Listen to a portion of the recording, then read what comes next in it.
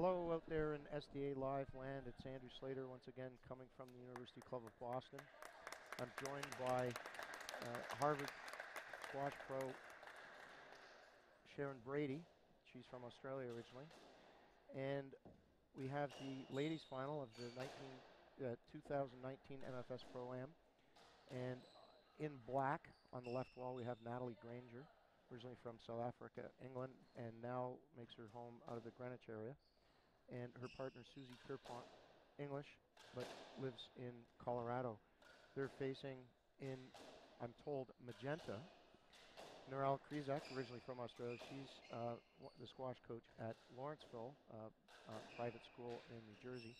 And her partner, also in magenta, is Stephanie Hewitt, originally from Ottawa, Canada. She makes her home out of the Toronto Cricket Club. So, Sharon, we've got two very experienced teams. You see whether either team's going to use a particular strategy at all? I think they're going to pick on Natalie quite a bit here. So she's going to face a lot of balls, and hopefully she can fend them off, and it's going to be a tough match. Yeah, for those of you who haven't seen Natalie play in a while, she has tremendous hands. She can, give her an open ball. She, as a singles player, was able to really lay the ball down and hit winners. And I'm gonna go out and say that she will try and end the rally given an open ball. A lot of scrambling at the front of the court, and we have Susie serving. Susie Pierrepont serving to Krizek.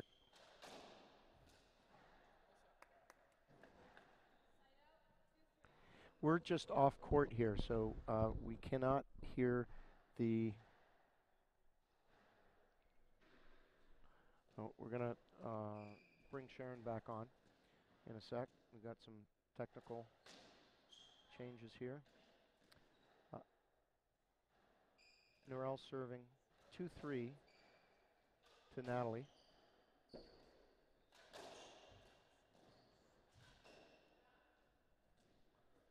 Welcome back, Sharon. Thank you. Watching Susie, she's got such an incredible reach. Looks like the ball's out of reach. Yes, and very good stroke production too. So I've played her in a few pro-ams in the spring, and she's very good on the left wall and the right wall, and really has a flair on the doubles court for hitting winners, and smart shots too. Absolutely.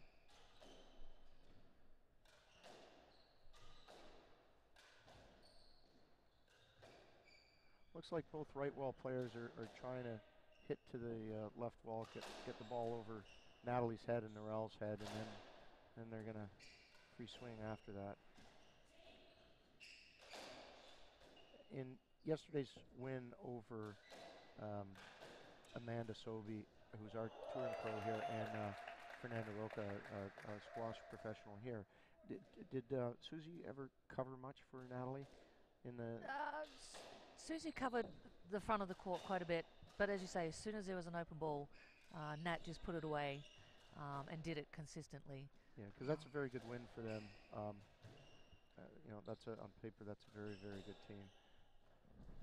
It was a super match, though. It was, yeah, and we expect quality. a super match tonight too, because that was a setup for Natalie, and she hammered it into the tin. She's shaking her head in disgust. 5-3, sorry. Kind of a look like to the referee. Did that hit the tin? Kind of joking around a little bit. A tight ball down the left wall by Norell. So 6-3. Hewitt and Krizek have taken the lead here.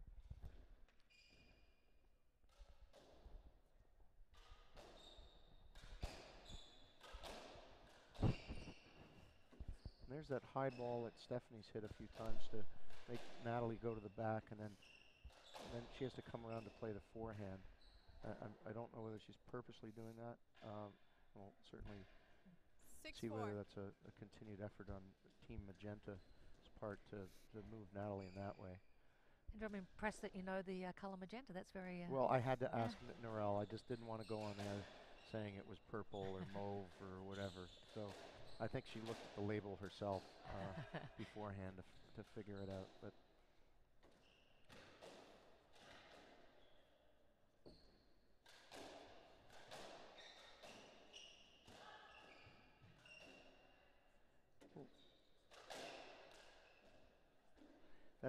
that's a good forehand.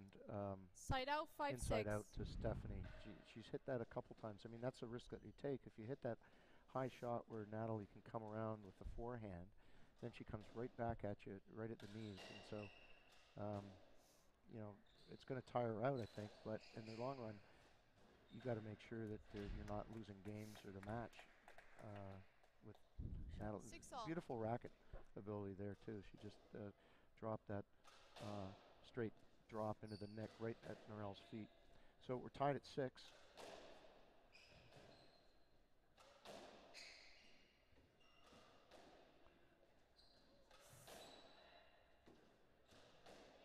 Looks like Natalie wants to keep the ball cross court to Stephanie. I mean, of all the players out there, I guess Stephanie is Left the side, one player who 7-6. doesn't shoot as much. She's Yep. very consistent, very good court coverage.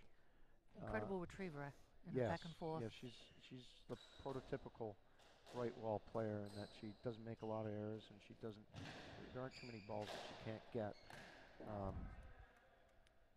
And you know, that's the type of 8-6. partner you want if you're a left wall player. You if you're the left wall player, and with a backhand especially, you want to be the person that kind of decides, you know, when to shoot and, you know, when to control a match. And there's another short ball to Natalie that she's prepared to hit, and she goes up 9-6. there and hits that cross neck winner. So from way down, they're now up 9-6. Natalie Grainger serving to Stephanie Hewitt. Shot. Yep, and then it was a good serve, and 9-7. Stephanie Hewitt said, "You know what? I'm going to hit a 3-wall post," and dead nicked it. So beautiful shot. Yeah, it looks like Natalie, I think, and Narelle had a ball from the back of the court forehand, just rolled Side it in out, there at 8-9. Natalie's feet. And that would, I think Natalie wants to keep the ball 8-9. going cross court to Stephanie, not probably still stay away from Natalie's shooting ability, and that she kind of overhit that. I think she wants Stephanie to play that ball rather than Narelle coming around to playing her forehand. Tight ball by Narelle, and Natalie had her up in the front court. It was too tight to the wall, and she made an error. So here we go, 9-all, just like that.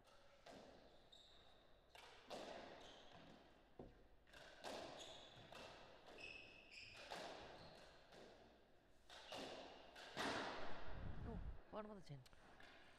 She went for Susie, went for an 10-9. overhead, and smashed it in the bottom of the tin. She's shaking her head going, you know what, there was an opportunity lost. So she had position on Stephanie. There you go, now Natalie winding up with a forehand. Yeah. Play let. Yeah, she's come around the corner a few times, and that she came with some power that time, so.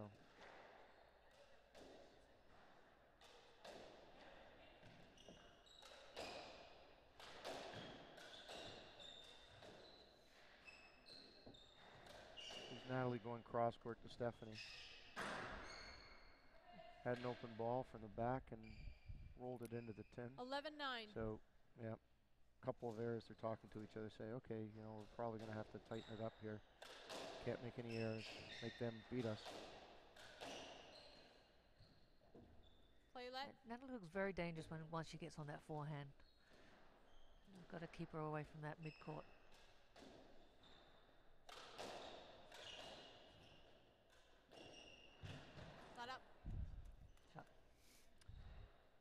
Yeah, little loose ball at the front there. 11-10. And as you can see, Susie's got great racket ability and just slotted that drop shot into the front wall and the side nick. And then she just passed Stephanie with side out, beautiful 11-all. So 11-all. Very close match. Wow, rare 12-11. service return error from Stephanie. I'm surprised, you know, at 11 all that you would try and go for a winner right off the serve, but maybe she feels the pressure from the shot making of Natalie Grainger and now 13-11. Susie Pierrepont. 13-11.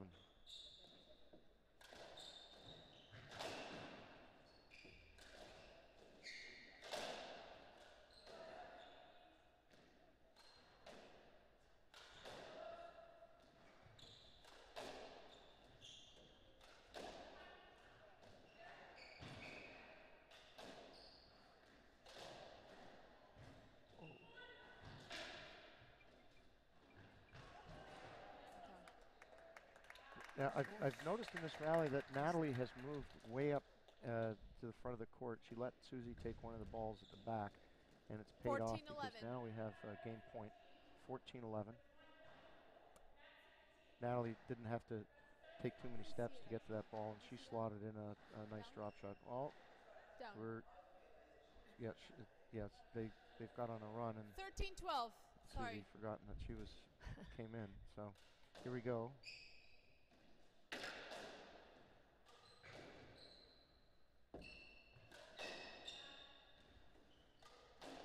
That's the kind of ball that you want. She had to take about 5 or 6 steps to play the forehand and on the run. She wasn't really set to go for a shot. And wow, Stephanie Hewitt is shaking her head because she had a 14-12 game forehand ball. open, an overhead open there, and hit it into the tin. I've never seen Stephanie hit so many errors in the first game. Shot.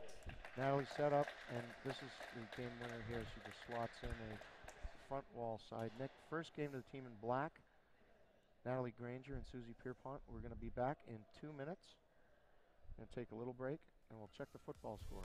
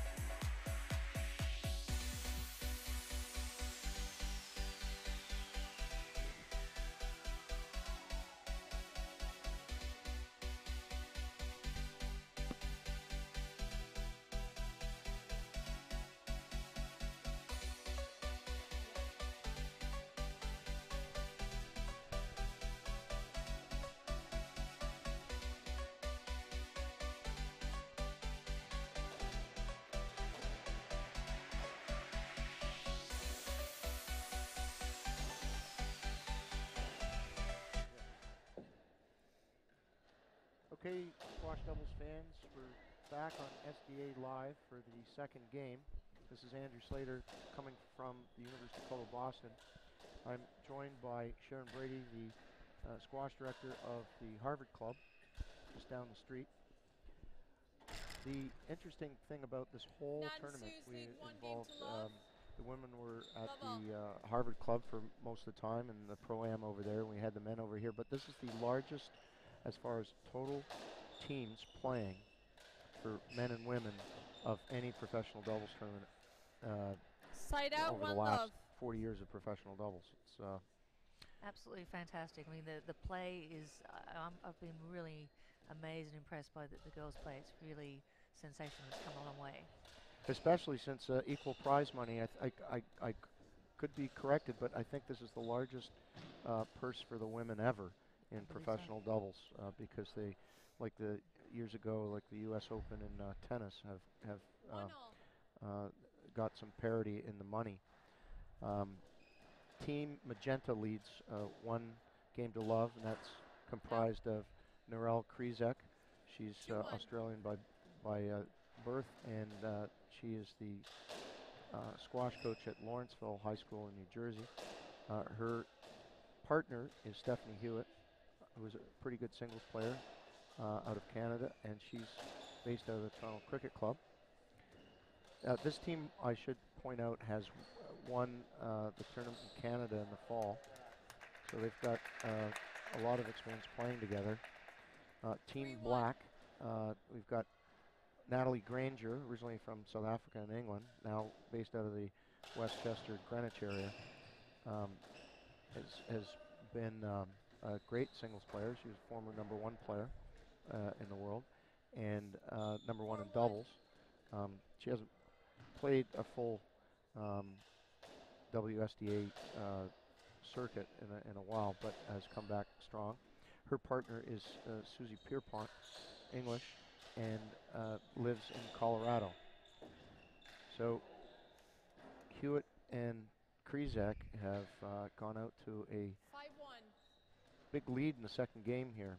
Sharon, do you think if you were Team Black here, down one game and down 1-5, do you think we should change strategy at all, or stick to the same strategy and not make errors? You know, at the end of that last game, Andrew, they kind of, Natalie moved up quite a bit and covered the front of the court with obviously Susie covering the back. And I think that would work 6-1. quite well. I think they should try and go back to that. You know, just saw Narelle Krizek kind of clear everyone out of the way and hit a beautiful, Side out, crisp 2-6. straight drop winner. 2-6. Natalie Grainger, hard serving Stephanie Hewitt, coming around in her forehand. That front right corner was not open. Narelle was in the way, so she elected to call for a let. Going to replay the point.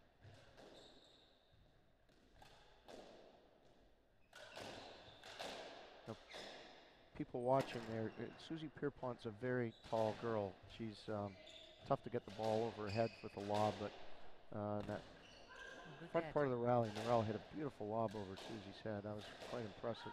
Susie couldn't even reach it.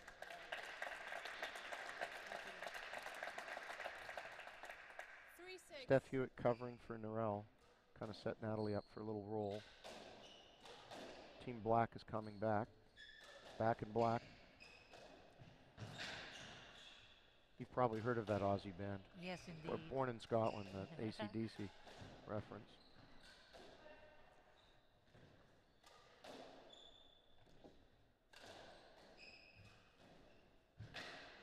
Nice court coverage by Natalie. Stephanie Hewitt thought she'd catch her with a 3-wall boast, and Natalie was up there. 4-6. Good footwork.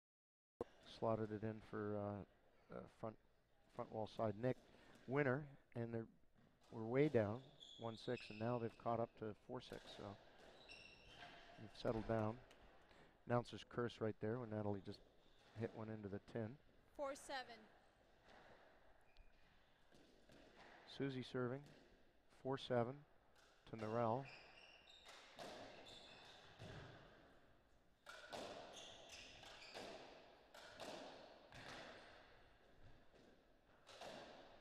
Very experienced doubles players here. They've got a lot of big doubles matches under their belt, and that was Side out, 8-4. almost a Philadelphia. Went over Susie's head. 8-4 for Team Magenta. Little high boast there. That's going to get them into trouble. Yeah, Narelle. She didn't hit that with conviction, and look at that. Susie just steps up and slots it in for a winner. You know, at this level, any kind of loose shot, you're not gonna get away with it. The hands of these ladies are way too good. That's nice shot.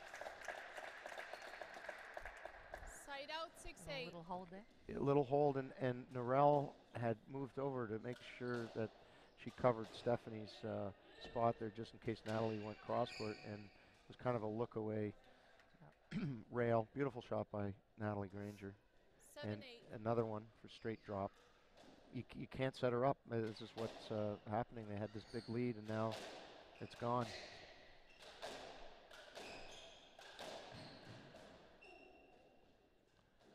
Stephanie Hewitt, kind of a fastball by Susie Pierrepont, hit the neck. Okay, 8-all. Tremendous comeback by Black. Nice lob by Norell.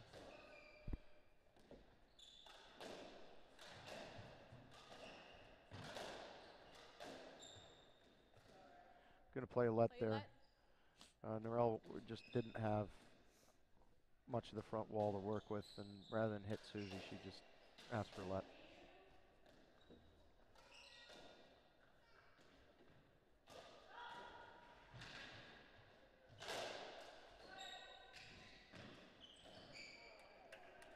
Now, Natalie, if you heard her, she called off Susie. She said, let me take this, and, you know, blocked Norell out of the way and just hit a beautiful straight drop.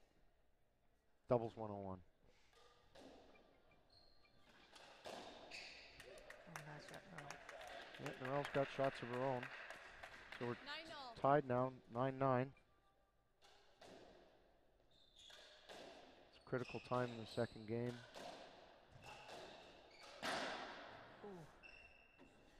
And crash. Norell was going for a reverse and bottom of the 10, not even close. 10-9 for Black, so they've made the complete turnaround here. Can they hold on though in the second game? That's the key. That's a nice lob by Stephanie Hewitt. She's got Natalie scrambling. Another lob. Came off the back wall. Another 10. Norell. She's shaking herself. She's been set up both times and 11-9. then not even close. Just crash.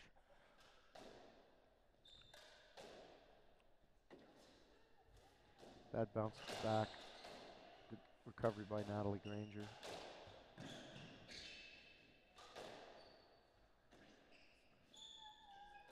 Philadelphia from Natalie Grainger that takes a weird bounce at the back. Norell's upset. She's coming over and said, you know, she's saying, okay, I'm going to try and keep the play. Sorry, Stephanie.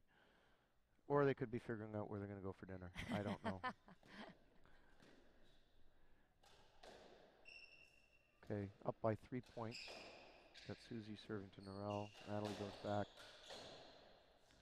She does like going cross court, which is the way you open up the court in doubles. She's She needs a little drop shot, I feel. Steph needs to be able to take that ball up to the front of the court. Drag Susie up and then go back over her head. Side out, 10-12. yeah, nice little cross. 10-12. Delicate cross court by Stephanie Hewitt. So Norell serving down 10-12.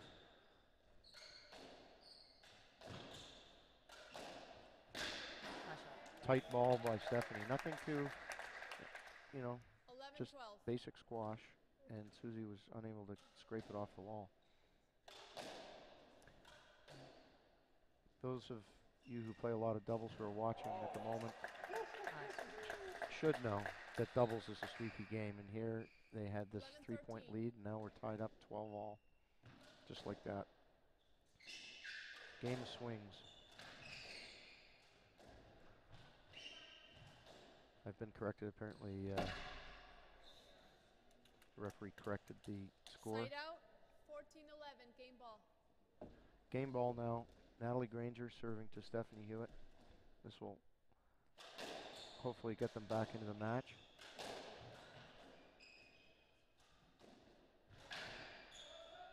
Good get by Norell. That was a tight ball. She sends it to the back of the court. Everyone's going to regroup here. Nice. Yeah, that was a nice reverse. 14-12, Norell game ball. not hitting this 10 this time, so her confidence is back.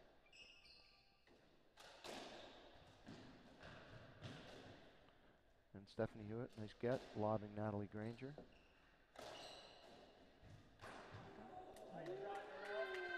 Norell trying to catch Natalie. Side out. Natalie 13, saw the 14. three-wall post, Game ball. gets set, and drops it into the tin. 13-14.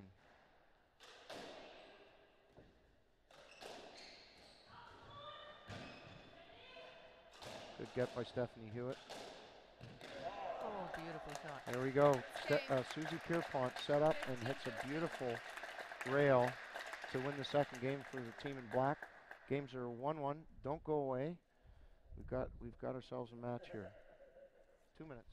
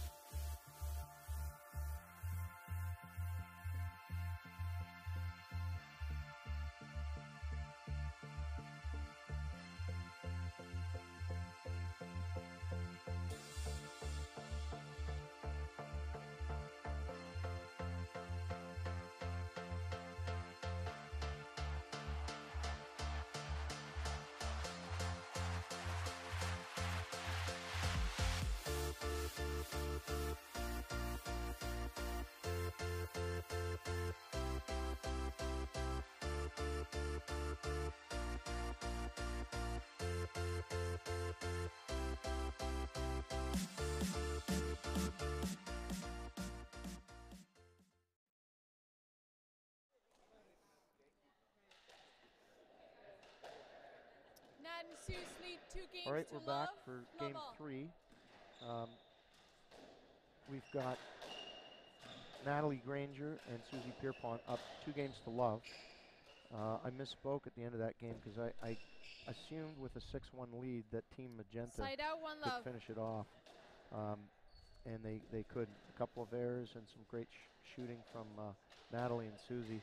So here, Sharon, do you see a change in strategy at all from Team Magenta? Here you are trying to work Natalie around, and yet you're down 0-2. Yeah, you know what? They've got to keep the ball away from Natalie. They've got to bring her back and forth, I think. Play the full court. Absolutely. Yeah, I think if you get both of them scrambling and you get set up a little bit better.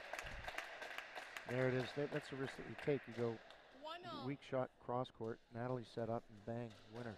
So 1-1, Stephanie Hewitt is serving to Susie Pierrepont. Nice.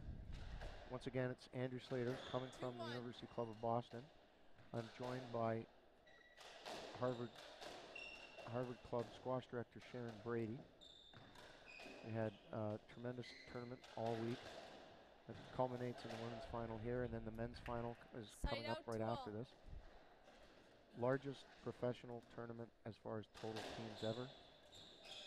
Going to play a let there. Play let. I think Stephanie might have wanted to play a reverse, but Susie was in the way. Pound. And there it is.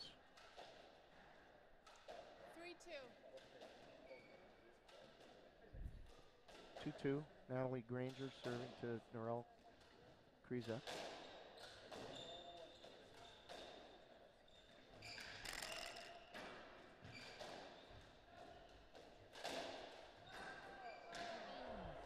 Susie was working Norelle and then kind of gave up a loose ball, set Norelle up. She hit the Left pin. side. Norelle kind of Left doing the side. splits. And 4-2. yeah, it's 3. Yeah, they're going to have a little heart-to-heart here. Stephanie's coming up to Norelle. Team Magenta won the tournament in Canada at the Toronto Cricket Club earlier in the fall, so this is an experienced, proven team. Good to see Natalie Grainger coming back on tour. We'll reiterate, this is the largest prize money ever for women's doubles. They've got parity with the men here in Boston. 10 from the back of the court from 5-2. Norelle. All right, so this is going south for 5-2. Team Magenta. Be a They're down runaway. 2-5.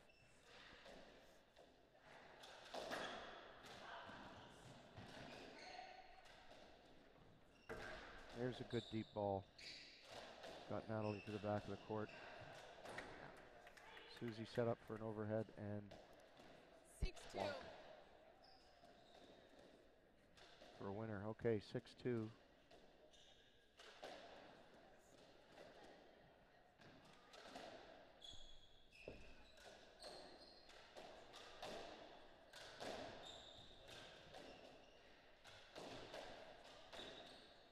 Yeah, it looks like they're trying to play more of the court, Team Magenta now. That they've given up on trying to work Natalie totally.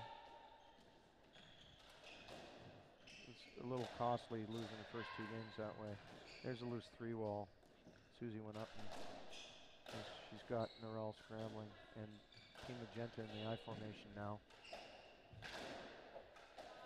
Court. Ball, nice get by Susie, but it did go out of court. But 6-3. fun rally to watch, hence the large crowd here in Boston, despite the Patriots game being on at the same time here.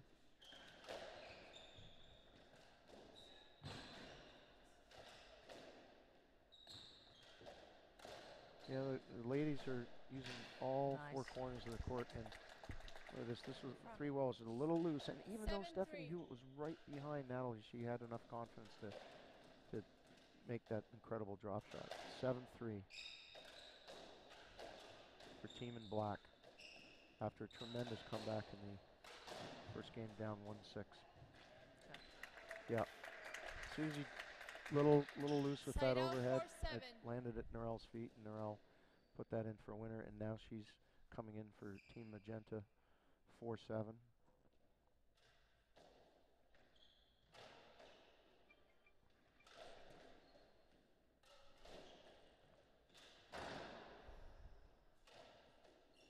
Natalie saw an open ball and 5-7. hit the 10 off the serve, so a little bit of hope for Team Magenta.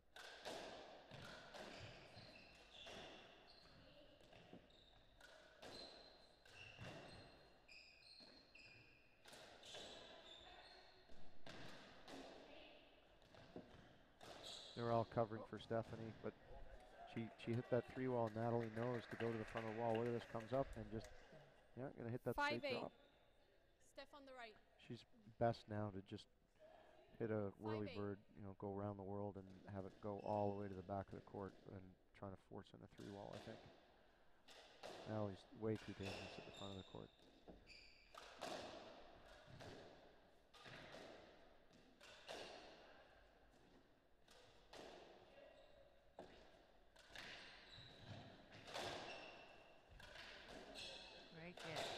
Great get by Stephanie.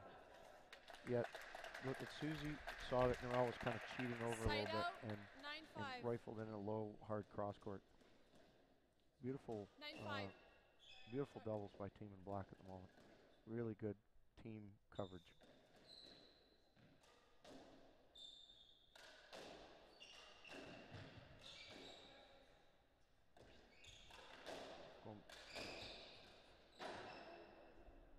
They working Susie for this point, and they allowed 9-6.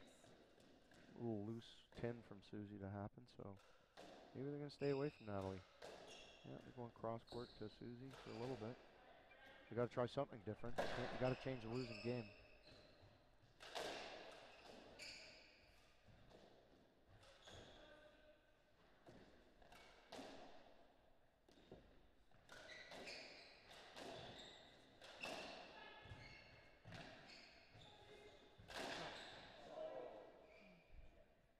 It is ladies playing out here, but Susie had Norel at the front of the court and 10-6. drilled her off the front wall. Very good double strategy. She says sorry, obviously, but you don't want to have to take one for the team. You ever hit the people off the front wall, Sharon? No, I haven't. No, Oh, okay. I don't. Oh, good. It's actually really fun. I'm not sure about that, but if you say so. Side out, 7-10. Good cheers from the crowd. It was a pretty good rally.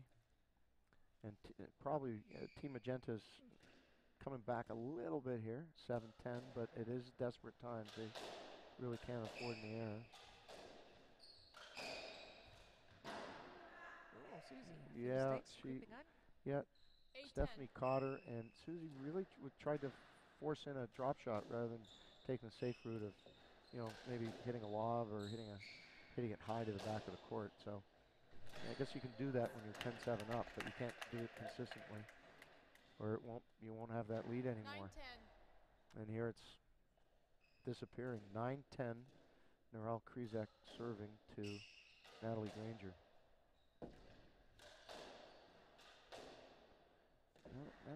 Natalie does like to go cross court to Stephanie. I know when I play left wall, I don't like to go up and down the left wall. I much would rather work the right wall Left person. side. I can see the ball a little bit better. 10-0. Well, in this case, I don't think Stephanie's got anything that's going to really hurt them. That's right. You know. That's right. She's of the three. She's probably the least willing to go for a winning shot. She's generally, and then she just went for a reverse there and hit a roll. So 2 shots in a row. Announcer's curse there in a good way for Stephanie Hewitt. See 11-10.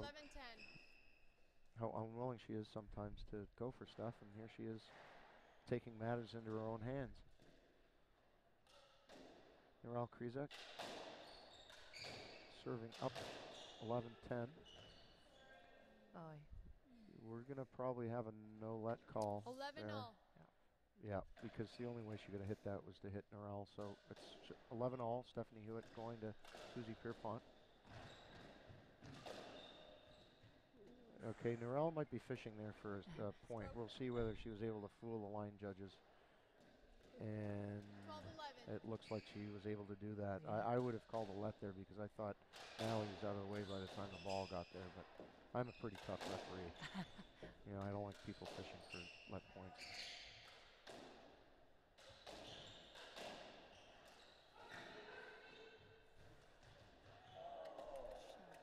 Oh, bad luck for Side Black. out, Susie 12 got all. all the way up there. And, well, apparently she hit a winner, and nobody followed her up. Very long strides by Susie. I think she covers the court Yeah. very well. Yeah, Very one well. one or two steps for her.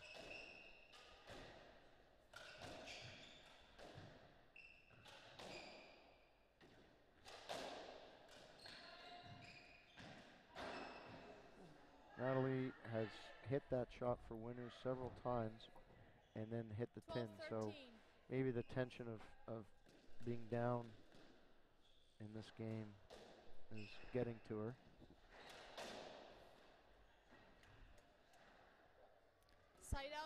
14-12. Tight Game ball ball. by Norell, and we have a game point for team of Norell, Krizek, and Stephanie Hewitt.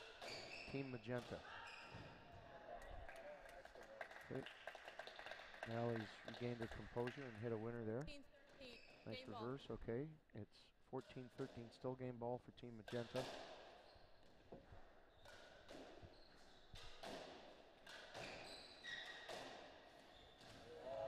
Great Beautiful shot. Great tight shot. length by Natalie at 13-14, and now Side out. we're tied up 14-all. 14 all. Match So ball. those of you out there, we have a match point for Team in Black, and we have a game point for Team Magenta. Critical point here. A little bit more heat on the ball too now. Yes. Desperate times call for desperate measures, and by hitting it hard, at least you can try and open up the court, maybe force a few errors. Susie's asking for a let. That's going to be a let, because what do you think? Definitely a let. Yeah, Yeah. Stephanie had cleared to the right wall. 14-all. I think Susie at the last minute thought that maybe she might wanted to hit a 3-wall boast, but definitely a let, not a let point. Okay, we're going to do this over. 14-all match point and simultaneous game point. Natalie Grainger going cross court to Stephanie Hewitt.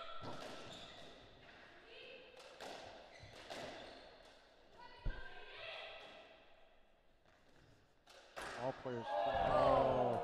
Well, Krizek set up in the back of the court and went for a winning drop shot. Natalie Grainger was in position though. Okay, that's match for Team Black. Natalie Grainger and Susie Pierrepont, 2019 MFS Pro-Am winners from the ladies division, largest purse ever for the ladies.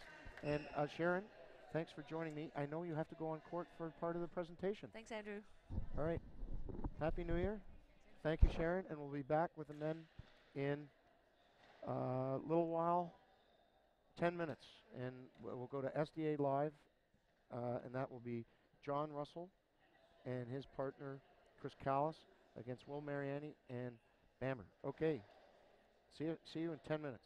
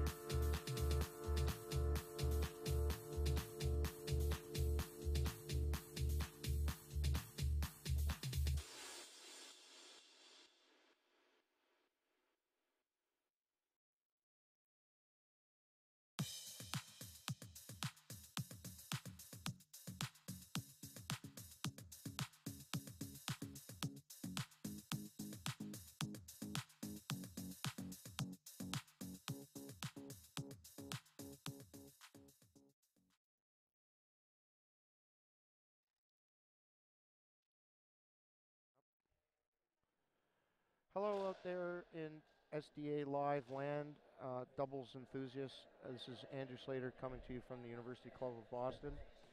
Gonna go find her. We've just had the women's final, and I'm joined by multi-time champion Susie Pierrepont, who yet again takes the trophy home. And you might as well set up shop here in Boston, Susie. Hey, I have a good time in Boston. I'm a big fan of this city.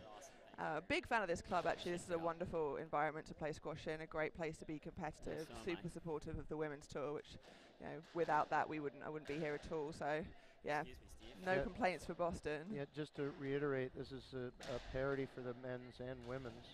Okay, final of the 2019 MFS MFS the first parity event. And I think is it the largest? It is. It's not only the largest event the WSDA has ever had, but it's the first parity event and the largest purse we've had. And so again, no complaints from me on Boston. Right. and just so you know, 2 years ago, the U.S. national doubles were held out in Colorado, where Susie lives, and we had over 25 players from this club go out to Denver, and we had the second most number of players from any club other than the one in Denver. So you're right, very keen doubles in Boston at the University Club of Boston. The women's event was held at the Harvard Club up until the finals day, because this is also the largest professional tournament with the most number of total teams playing, just with the number of qualifying teams in the men's draw and women's draw. Great start to the year for doubles. Yeah, fantastic turnout on both sides. Let me introduce the teams for people out there. A team in white you probably do not know very well. We've got Mariani from Toronto. He and his partner James Bamber, who is a assistant professional at the Round Hill Club in Greenwich. These two in the white shirts had a tremendous upset win last night against the number one seed in the men's draw, Bernardo Samper and Yvan Badin. And most people call him Swiss because it's very difficult to pronounce his name, Yvan Badin. So Mariani and Bamber won in 4 games, and convincingly. It was a convincing win. But they've got a real tough test now, because you're going up against veteran John Russell, many-time winner on the SDA Tour, specifically for the World Doubles, playing with Clive Leach for England. And he's got a young partner, Callis, who I knew as a junior. He came out of Philadelphia. He's so young, Slater, that even I knew him as a junior. Yes, yeah. Well, that's kind of dating me here, but Chris always had tremendous hands as a junior. His movement was always amazing. You know, having playing for Princeton and joining the SDA Tour, it's his doubles IQ has just gone through the roof. So he's definitely a doubles force out there, and he had this year's partnership with the number one player in the world on the left wall, Manik Mathur, who then went and tore his Achilles in the fall in New York, so he's had to scramble for partners. What a great pickup to get John Russell for this game. I have a feeling Manik might be watching at home, so wishing him a speedy recovery. We miss you, big guy. Can't wait to see you back on the court.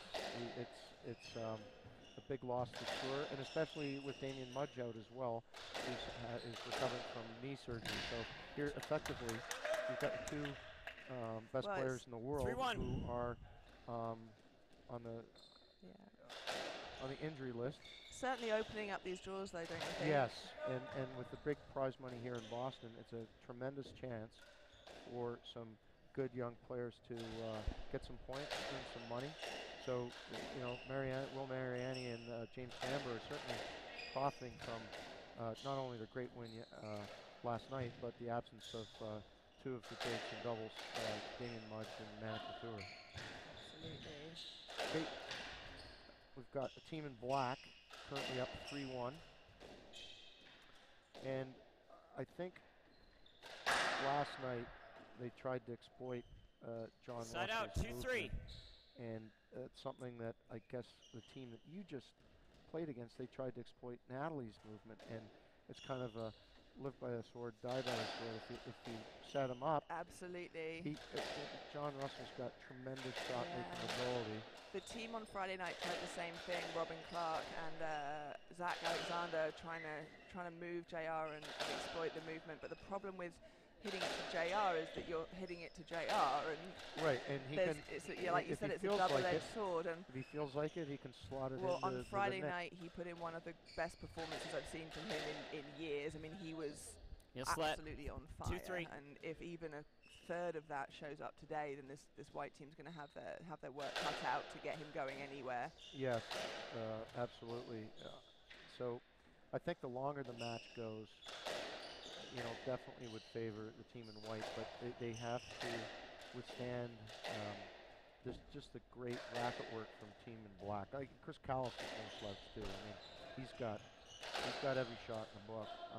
He also covers the court excellently. Yes. He reads the game well, and he is able to cover the court more than he needs to without leaving gaps, as he did last night. I found that really impressive. Right. Sometimes when one player covers more than their share, you end up leaving gaps, and it puts you in bad spots. And I don't know whether it's his strength or his fitness, but Callis doesn't seem to leave as many gaps as sometimes people do. Right. He's got a very high doubles IQ. We had the Philadelphia juniors on the doubles court playing a senior junior tournament, and then having the U.S. junior doubles down in Wilmington so close every year. Also, he's been on the doubles court a lot, and I think I think these two have fun playing with each other too. That's I think they respect each other. They seem to have a good dynamic. JR known for being one of the more relaxed players on tour. That's an understatement. Thank you. That's an understatement. You cannot tell. You cannot tell from the way he plays whether he's up or down. That's for sure. He's always got a smile on his face. He does. In between breaths. And Chris is certainly. I mean, I don't know that I've ever seen him rattled or angry, or he's just a very calm player. Yeah. Down. All right, so I'm sure this has been discussed side out. this evening, 5-3 weekend already, Andrew. But what is it that Will's wearing on his legs? he's got sliding knee pads. He plays baseball, and I hadn't seen him really put it to good use until last night. He went down and slid with his left knee and hit a beautiful backhand drop shot. So this it's a technical outfit rather than an injury prevention outfit? Yes, it's technical for that. I mean, the lower part of his is to prevent hamstring injury, but the knee pads are volleyball knee pads that he uses to slide with. 6-3.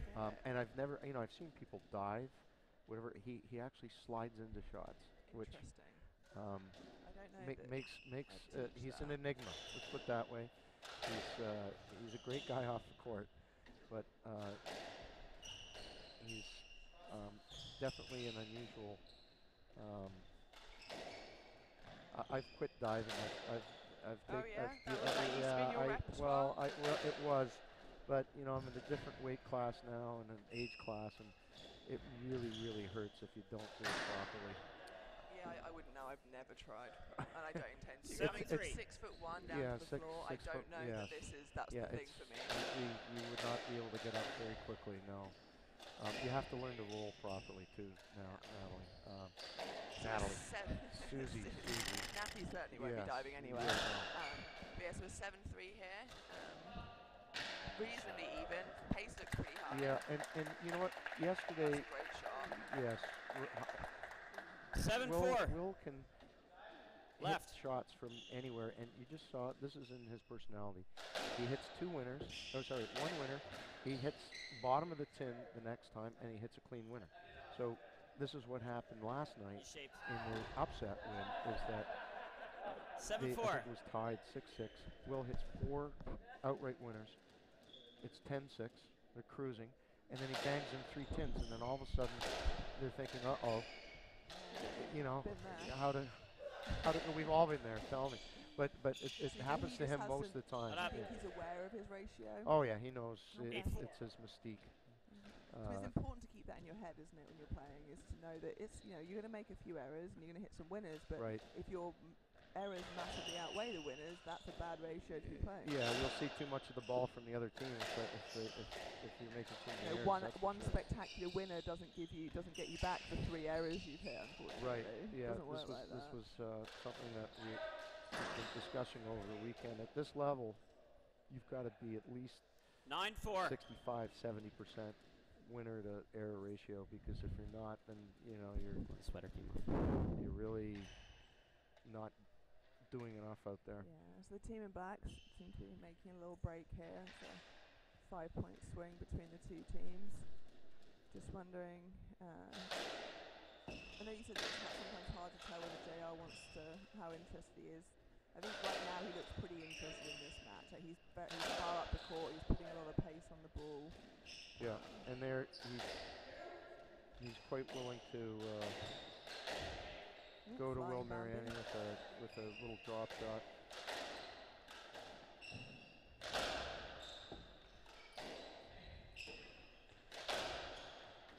So last year's winners were Robin Clark and Scott Arnold. Okay, so no one here is defending. Yeah, Robin 9-4. had a pretty good win in the first match, hurt his neck, and then surprisingly went out 3-0 in the next match. All the teams that got buys, meaning the top 4 seeds, all won their matches, which I guess on paper should be the way, but I thought that, you know, one team after one good match and a win might break through, but it wasn't the case this year. I mean, the seasons are sort of less important these days with the big guys being out. You know, the floor is wide open. You've got some different team pairings happening here. You know, a lot of parity at the moment. A lot of parity. Bamber and Mariani have played with different people for last season, and Callis has played, you know, as you said, was playing with Monik, and JR was playing with Scott Arnold, who's unfortunately landlocked in Canada because he put his passport through the wash. But you know, there's some different teams. So the seedings are, you know, the seedings are based on rankings and based on point accumulations, but they're not always reflective of the abilities. And it kind of reflective was your win because you were unseeded in this both tournament. teams were unseeded, Yes, so both teams in our both final finals, were. but on paper you would have said that the most experienced team. You know, I looked at it and said, you know, I think the match of the tournament on paper was your win yesterday over Amanda and Fernanda. So that was a good win too. And I understand that Natalie was able to go cross court a lot pretty well for Fernanda with and keeping Amanda away from the ball. Just watching this, JR is seeing a lot of balls here, but what he's doing a really good job of is every ball he hits is going to a different spot. It's making it quite difficult for Bambi and Will to get to find a rhythm of how to sort of exploit. And that's the problem, is if you are putting it to JR, you have to just, you're hitting it to JR and he's going to do something with the ball, and you have to be ready for what that's going to be. I think these two they're almost playing for his errors here. I don't think that's going to be a good tactic for them. Yeah, if they win, you know, one of the first 2 games doing this, then you know you're going for potential for a 5th game. We saw definitely last night that was not the way to go. Because well, you also have to remember that JR might be slightly larger than the average athlete, but he's in better shape than he looks. He's incredibly strong and very fast to front. Very good footwork. Yes. Excellent footwork. Fast feet, slow hands.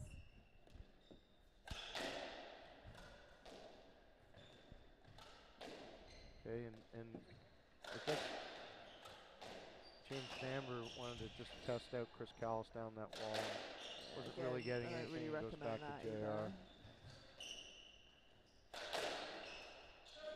Chris takes that ball in the air so well, brings his racket through so heavy. That's a great ball there. Yeah, it's really great technique. You know, that's something that Jonathan Power did when that's he where was the fast feet, slow hands comes from. Yeah, because he just was set up it looked like he was going to drop it and just flicked it by Chris Callis. So It's a beautiful. single shot, you know, that Yeah. little hold. Yes. My buddy Jonathan Power was magician with that. In doubles, he was way better on the right wall, and he would constantly do that. And yeah, I was lucky enough to get on court with him on doubles court once. A lot of fun. Yeah, good Bambi angle just from JR. We Bambi saw was that James Bamber was way too far up the 13-8. court it was and way just out of position. nailed it at his feet. And James was a Russell little left. upset because he was just trying to be 13-8. defensive and lob it up in the air, but made an error there. So, okay, it's 13-8. Quite a comfortable lead for John Russell and Chris Callis. Probably just going to play steady squash here just to close it out. Oh, that's a great shot there from Callis. There's Chris the hand you held, were talking about. Chris 14-8, held ball. James Bamber back there and just took his time and hit the front wall cross neck. Beautiful shot. And this is game ball for John Russell serving to Will Mariani.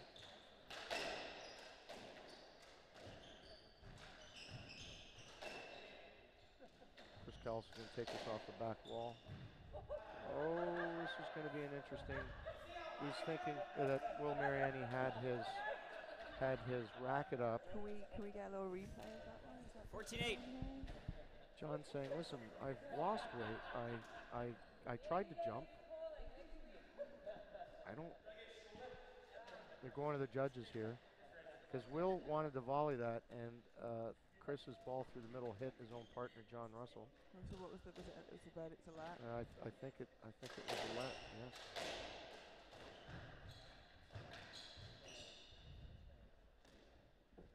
Good court coverage by Will Mariani. Got the drop shot and lobbed over Chris Callis' head. Resetting here on the tee line. Yes, let. 14-8. JR's off again. I think he desperately wanted to play that one. 14-8. High sitter off the back wall. Come down on it with his backhand. We're going to play a let there. Yeah. Will holding his ground.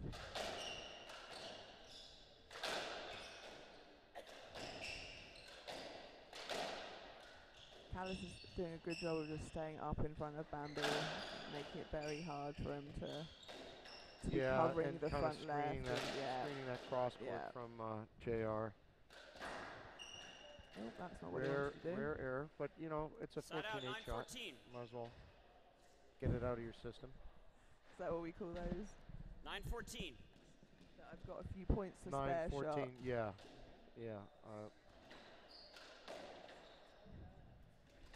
Wow. 10-14. Tight serve, and John Russell fires it out of the back. So down, second serve. 10-14. Stop. We've got Service a pulse down here for Team White.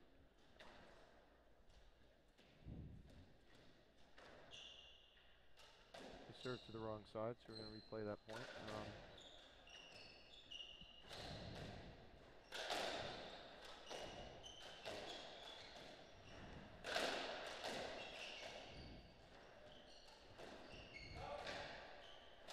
That's a good get there from JR. That speed we're talking about. Oh, that's a stroke.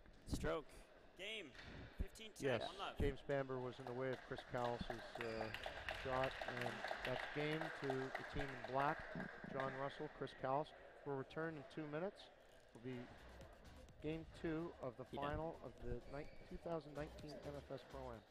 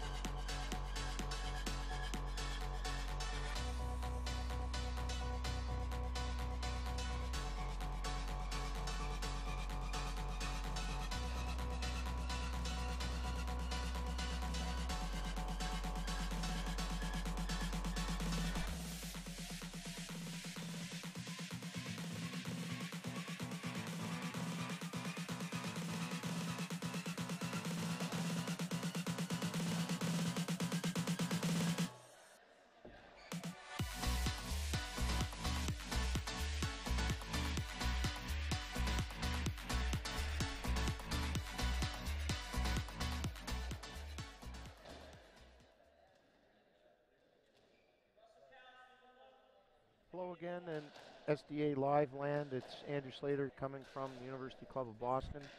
About to start game 2 of the men's final. The team in black is John Russell, originally from England, and he coaches at Episcopal Academy in Philadelphia. His partner, Chris Callis, came out of Philadelphia, the Racket Club, and then Germantown, and then Penn Charter, his high school, and then played for Princeton University. And he plays in New York out of the racket and tennis now. Their opponents in white, we've got Will Mariani from the Toronto Cricket Club, and on the right wall we've got James Bamber, originally from Bristol, England, and he is an assistant pro at the Round Hill Club in Greenwich, Connecticut. I'm joined by multi-time winner of the tournament here in Boston in the ladies division, Susie Pierrepont. I'm back. Congratulations once again. I failed to track down a beer in this establishment, but it's okay. I'll have to get one from the men's locker room for you, all this champ. parity and we still can't get beer in the women's locker room. Can you get tea there? Oh, definitely, and lots of Diet Coke. Some chamomile tea. All right, so Andrew, if you were coaching the white team, what would have been your suggestions between games here? I would actually try. If they legitimately tried to work JR here, up and back, and it failed, I would try using every angle in the court to get team in black into an I formation, so that side out. JR's court left, coverage would have to be a lot more erratic. Varied. Yeah, a lot more erratic. Yeah. I think James Stout had a pretty good tactic last night of just sort of slowly lobbing JR down that left wall, which you could almost see the boredom radiating off JR as he was playing, yes. and it worked great because he wasn't able to attack, and that is how you can, I think, sort of taunt him into errors and just right. But the thing is, he's experienced enough not to do that. You had to have some winners generated by that's a good ball. James just boxed Stout's him out team there, too, and they don't make as many errors. Bedell had to cut down Eric Bedell, James Stout's partner, had to cut down on his errors, I think. I mean, Bedell's he's new to doubles. Tremendous talent though. Yeah, I mean, him and Bobby Burns won the Hashem in Denver last season, and that was sort of his first big pro doubles tournament really. James have played a little bit previously, but he's got good tools. He's going to be great, and he's got the height. He's got the height. He's got the reach. He's got the shots. So we'll be seeing a lot of Eric Bedell definitely down the road. Yes, let some heat by Will Mariani right through the middle, hit his own partner. So that's a credit to Will to be able to hit it that hard, but kind of an oops there.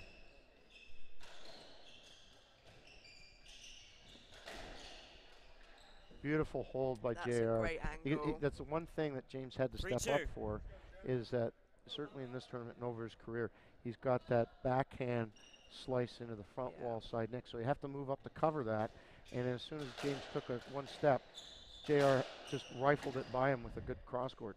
Beautiful play. Bambi's improved massively in the last year or so. The last time I watched him play, I think, was the Briggs Cup when he played with Clive, and one of the things that was really exposed was that gap that he leaves on that right-hand side wall, and he's definitely doing a much better job of filling it now. Right, to get past on the cross court. Exactly. But also Clive Leach, a very, very smart player, and has been around for the long tour. He's the veteran on the doubles tour, that's for sure. And definitely playing with Clive certainly has allowed James to improve and get confidence in what he can do. Yeah. Because Clive will definitely tell you what he shouldn't be doing. Well, I don't think anyone talks doubles with more sense than Clive Leach. And I'm very much hoping that he writes the first decent book on squash doubles.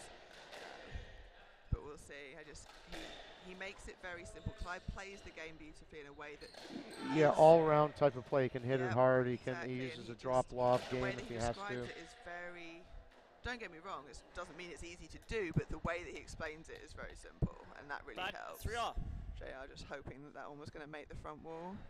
A couple of scrappy rallies here from the black team. 3-3. Yeah, if you're a team in white, you'd be happy with the 3-3. They're going to have a little talk here. Well, they do. I mean, they're doing a pretty good job of doing exactly what you were describing, of getting the ball sort of pinging into the middle, and having JR have the and Chris play it from not comfortable positions. Yeah, exactly. And this team, even though they've kind of haven't dropped the game yet, they've never played with each other, so the teamwork hasn't been tested. And that's a compliment actually to you and Natalie, where Natalie hasn't been on the tour for a little bit, but the two of you worked as a team really, really well as for covering it for each other. 3-4. Yeah, I mean, to be fair, Natalie and I have been on. We played a lot of doubles together over the years, just not in the last couple of years. You know, when I was working at Applewamas under Peter Briggsy, you know, we spent a lot of time on court with him, and you know, another great teacher of the game. Oh, Peter again, Briggs. you know, very simple explanations for things that are very hard to do, but if, you know, keeping it simple helps. But yeah, I mean, no, Natalie and I are not a new partnership. We're just a new partnership in these kind of tournaments. We played a lot of squash together. JR asking for a let here. It's going to be. Most people would say it was by you, but I think he still had the boast. I think we're going to play a let here. 3-4 rather. Mariani left. Maybe not. JR kind of holding the ball a little bit, but we are playing a let. Shot. And there's a shot by Will Mariani 4 all. hitting the front wall side nick, kind of using JR as a screen, which he hit a few of those last night, and he is a very dangerous player, and he's just got to contain his errors. 4-4.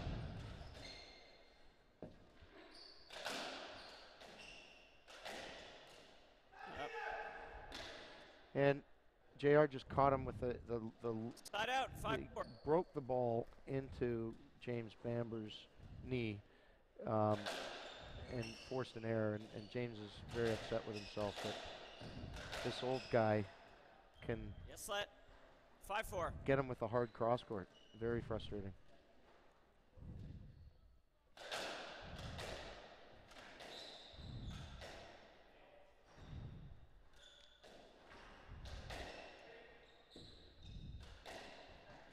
Shot.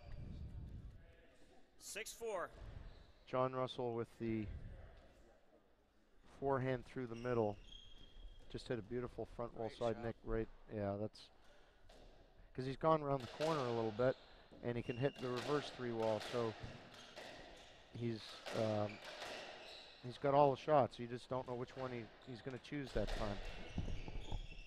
Watching him on Friday, I was sat on the floor, and one of the things I noticed about watching from that angle was that his swing is very slow until it accelerates through the ball, and if you watch his opponent, they have to wait until that acceleration to go get it, and it makes it so difficult. Yeah, and from when he gets set up for the front wall side nick, he starts with the same swing, and you have to move up to take away that shot, and then he comes in and snaps it. And there's nothing harder than getting a really good ball from a standing stop, which is essentially what he makes these guys do. Yeah. And to do that with the ball moving at the pace that it is remarkable. Okay, here's the replay on 7-4. Will had to give up that position. It was a loose ball. He had to give it up, and JR just hit a down, roll second for a serve. winner. They're appealing the serve, and it's a fault. Second serve. Chris Callis serving to Will Mariani, who's hit some really nice shots himself, but look at that. Look at this. John Russell from the tee, bang, just, routine, just lay it down for a winner. And Will just left it a little too short. I mean, he knows he made a mistake. As soon as JR hit the shot, Will knew, 8-4 for team in black. 8-4. Seems to be a lucky shirt color for today. We were more charcoal. Oh, charcoal. Okay. Yes, I had to get the color of magenta Magenta. told to me because We were I just could've going with gone- ninjas versus princesses. Okay. 8-5. Well, it looks like ninjas are winners at the moment. No, we with- should say Catwoman versus Wonder Woman. Okay.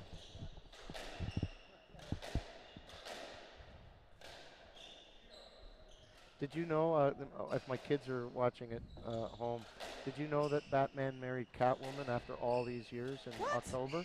How do They I got not know married. that? They got married. And now Batman's yeah. next episode, he's got to go up against Some little cat bat babies. Mr. Freeze. Not yet. Not yet. Stay tuned, though. Yes, let. 8-5. It's a good angle there from Chris. Just a bit unlucky Yes. to not have that come through on JR.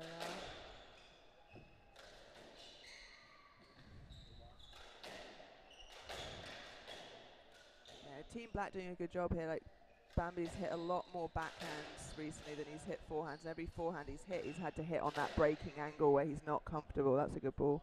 You know, so just keep it, basically sort of keeping him out of play, and that's 6-8. allowing JR to open up on well. 6-8. 6-8, Team White serving to Back in the John game Russell. here. And Footfall, This is a down. big point to see yeah, whether you they're going to noticed stay too in that this. that was a football. Foot there. fault. Yeah, so You're going to be that guy and call the I foot am. fault? I was that referee.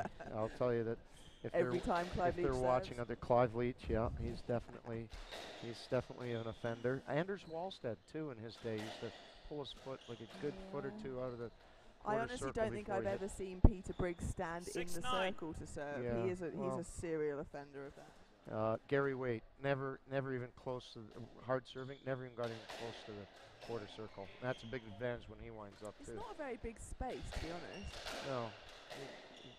Relative to the side he of the court, continually ignored it. So I had to let people know that he was a serial offender. Oh, we've Will gone into Mariani banging the ball. bash mode here. Yes. To Star Chris Wars on the Callis red to try and line. break him down. JR firing up the lob. Right.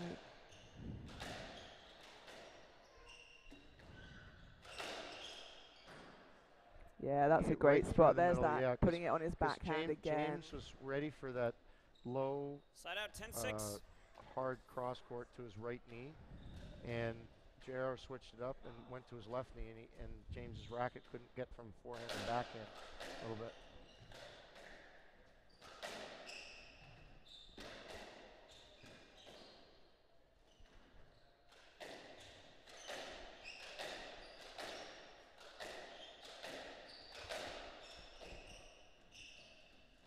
Gonna Yes, play let. let there. 10-6. Will just in JR's backswing. But did you see how Bambi was already up there and covering? Like he's really trying hard to push up the court into that left corner, and it's going to Right. open up that right side even more for JR to hit into if he's not careful.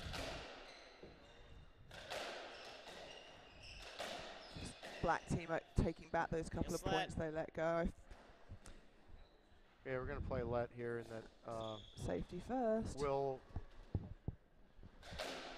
went through the middle and almost hit James again, so Chris just resets with a let.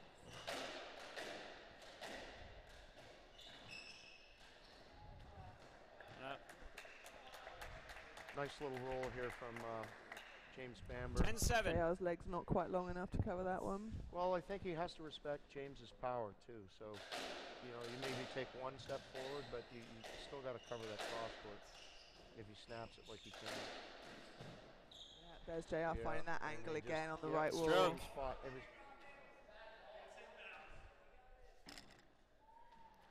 11-7.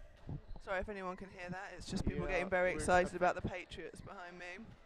11 Boo. 11-7 for Let's go, Team Eagles. Black.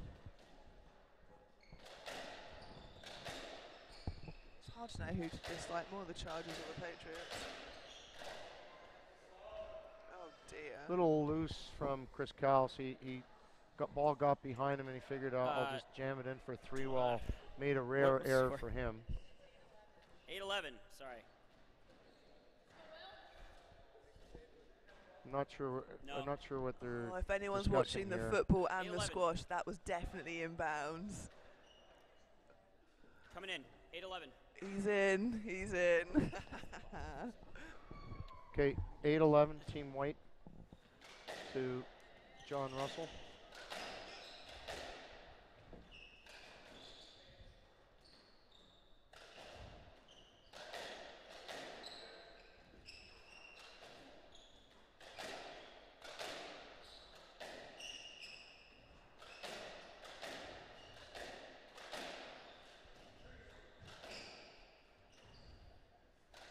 James Bamber went up to the front of the court and hit a Philadelphia, but retrieved by Chris Callis.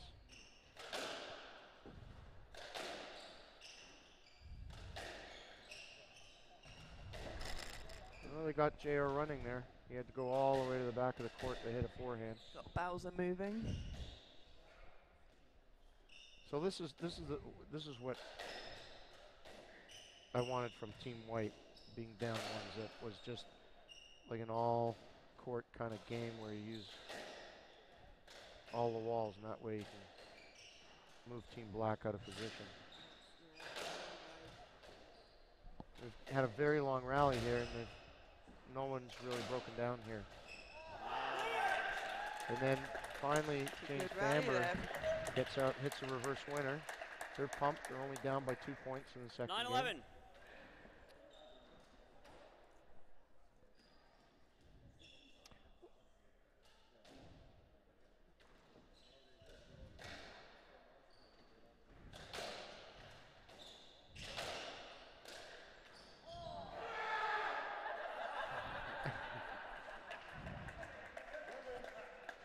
So the ball was behind Chris Callis. The ironic 9-12. fist And bump from yeah, JR. it was behind Chris Callis, and he framed it in for a winner. So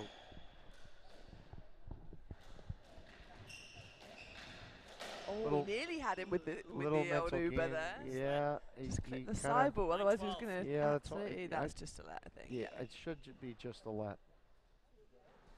JR was fishing there. Myself, I would have played that, having had Will Mariani so far up the court. Might have tried to get him with a good length drive. But we're playing a let. Will Mariani, 9. Going to John Russell and Chris Callis, 12.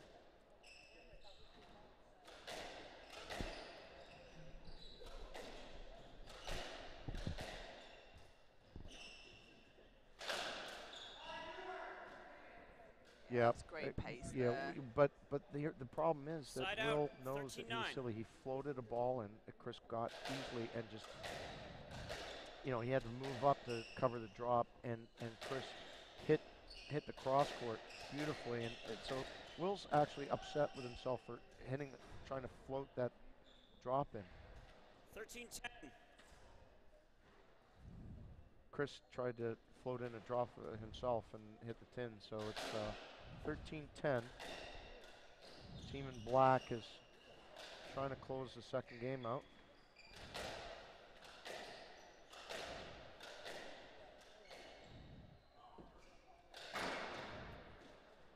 And a bad tin from Chris Callis. He had James Bamber Side out. backed out, 13. and Sloppy footwork, Callis. yeah, had an opportunity and Second serve. took it away from himself. Okay, 11-13. Team in white clawing back.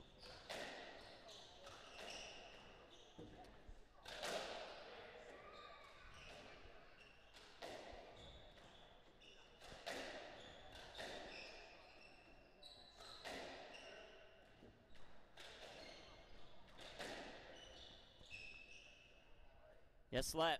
We're going to stop play here for a sec because Will 11-13. Mariani hit a terrible shot, but got out of the way.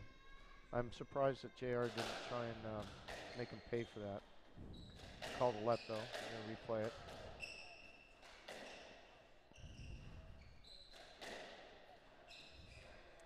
Play a let there. They're trying to play the ball through the middle a lot more. Yeah, Yes, they left. seem to be picking a spot on the court rather than a person. Yeah.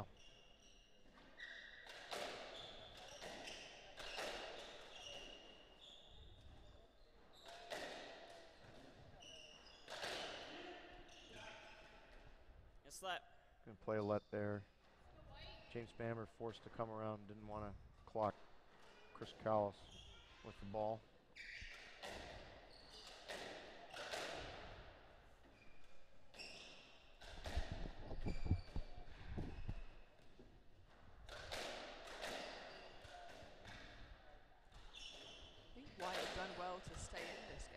Yes, they've, there are a few. There's the slide that I was talking Yeah, about. that's what those Yeah, ridiculous so- tights are for. Well, no, they're knee pads. Yeah, they're knee Sorry, pads. knee Yeah, pads. yeah. So Yeah. he comes in and slides where he hits that little drop Because or a it lob could be worse. He could be wearing my leggings. without your permission. Oh, if he wanted to, he could have permission. I'd like there'd be entertainment value in that. Not up. Although I don't know if it's in the SDA regulations. What happened there? JR great caught. spot on Yeah, JR, he from caught, JR. and that's Adjusting his tights. yeah. He the slide got 11-14, them out game of ball. position a little bit. I just Mariani can't to the believe he's not left. frying in there. It's pretty warm on that court. Make sure he's getting some electrolytes in. He must be sweating. He is working hard. He is. Game ball here for black team to go 2 love ups.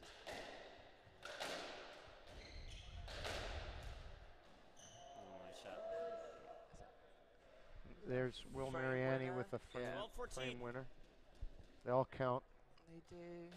The only danger with really hammering the pace at someone is that frame winners seem to happen pretty regularly of the Yeah. person who's getting the hammering. Yes, Very you can't frustrating. anticipate that. That's a great shot there Yeah, from Jim. it's a little loose cross court by John Russell and 13-14. James Bamber fired in the winning reverse. Okay, they're calling back. Comfortable to stress. 13-14.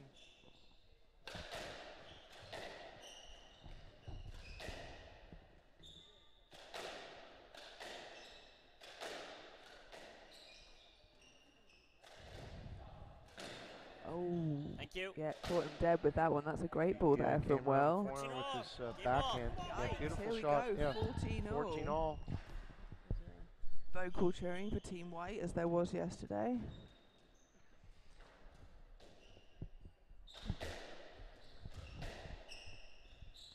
Oh, shit. Game. This hit John Russell. Oh my God. He went to the back of I the can't court believe and that hit him, just and happened. he looks at it like in disbelief. It's is- probably never happened before in his life. A first time for everything, apparently. All right, we're 1-1. Diet time. We'll be back in 2 minutes.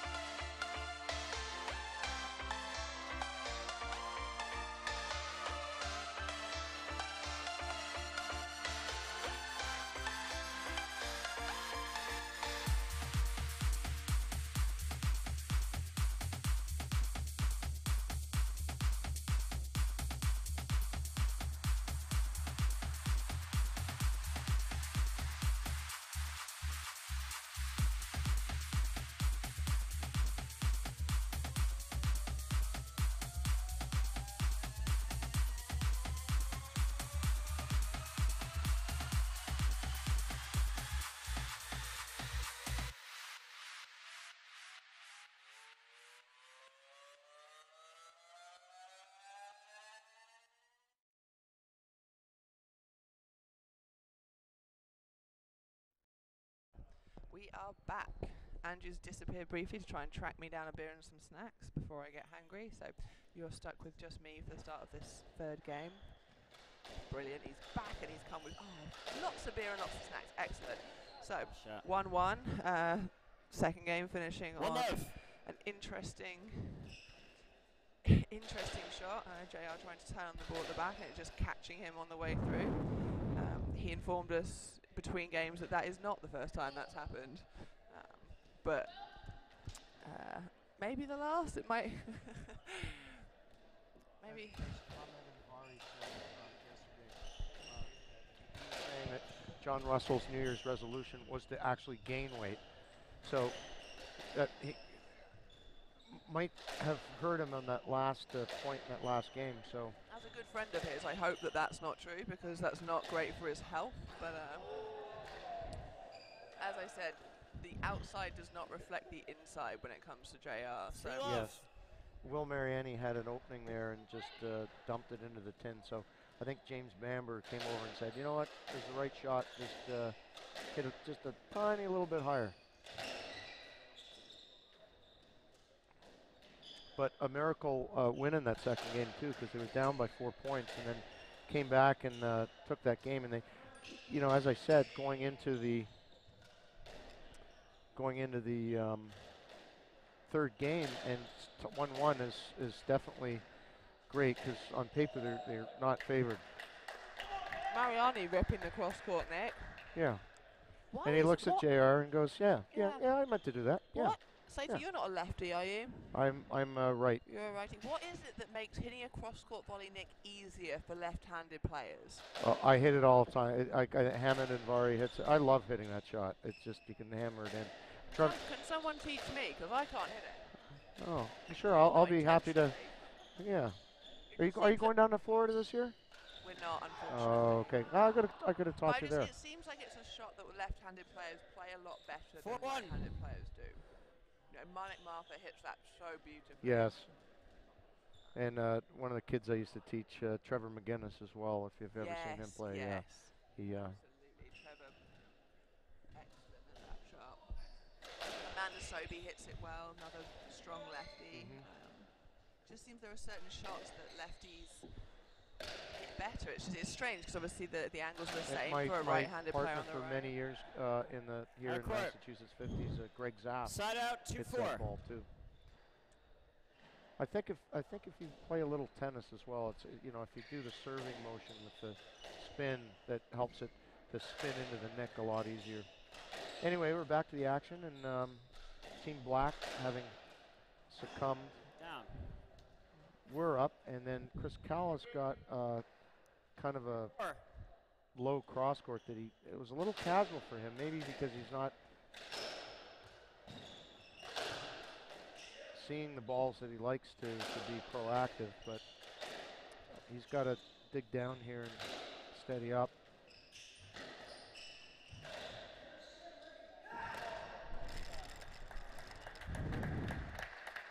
Great cross court that burned both players there. 3-5. Low and hard. Mariani right. A shout of anguish from James Bamber. Those of you who are out there and watching football, the Patriots are way up. I did give up a ticket to see some squash here, and probably a good thing. The guys that I was supposed to go with are texting me now with photos from the cold. You gave up a ticket to watch the Patriots today. To go to the Patriots. To be here. To be here, yes. Wow. I did, yes. That's how much I love squash doubles. That Susie. is. But I also grew up a Raiders fan something. and Bills fan, not so much the Patriots. So. Fair enough. Will Mariani serving to John Russell at 3-5. Will going for that overhead reverse, hits the 10, jumps up in the air. That's the thing, you can't make errors. I mean, it was a nice shot, but your margin of error's got to be a little bit more, because then you force JR to go up and get that shot rather than ending the point. So you make him do a little more work. And then who knows, at the end of this game, the ball might hit himself again. But 7-3. I can't tell you enough how Team in Black has figured out that spot right at James Bamber's knee. Yep.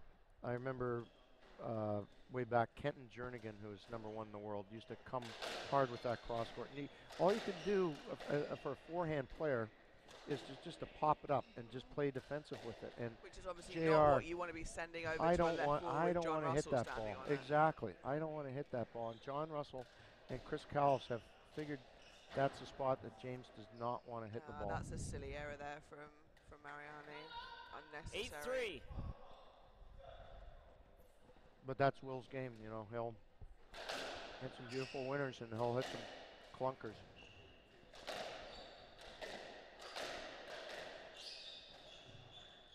Little topspin reverse from Will Mariani, and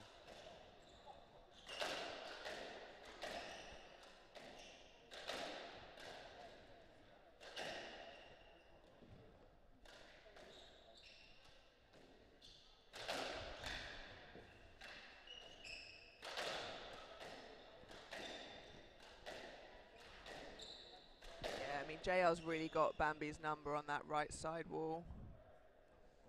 yeah, the rally suddenly turned into a bash ball there, where for the last 10, 12 hits, everyone was on the tee trying to get it past each other. So Serve.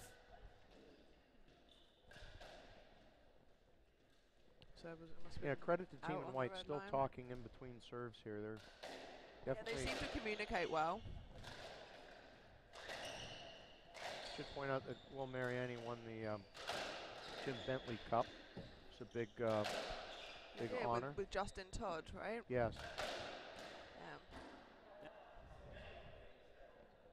So he has played well in a final this year before, so Who did they play in the final there, do you know? I'm going to say Robin Clark and Scott Arnold. Offhand, I don't know.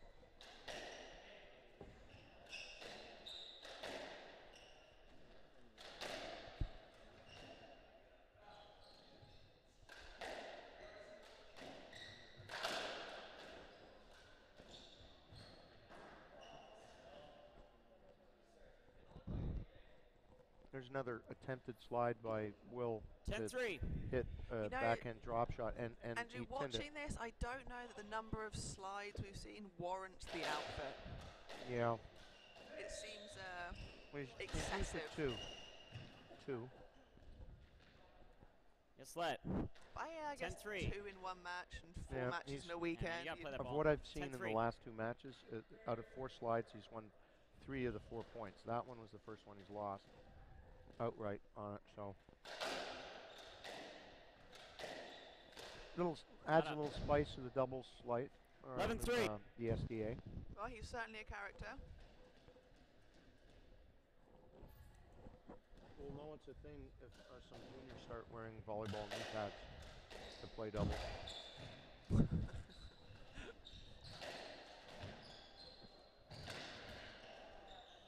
Or your black leotards.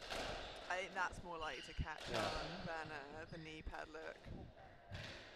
That's a lovely shot there from Bambi from the back. Callis was even there and he still wasn't able to get a racket on it. 11-4.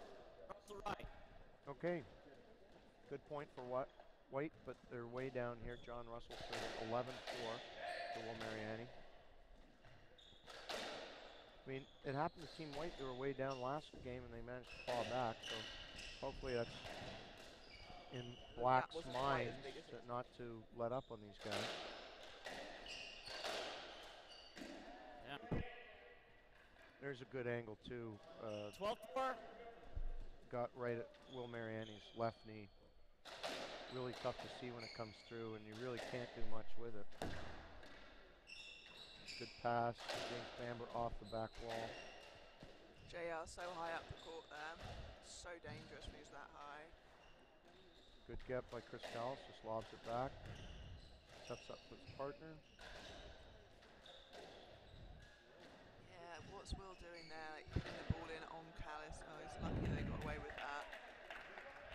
That's a good shot. Side up. from Bambi. 5-12. Yeah. James Bamber with the cross nick. Comes in at 5-12.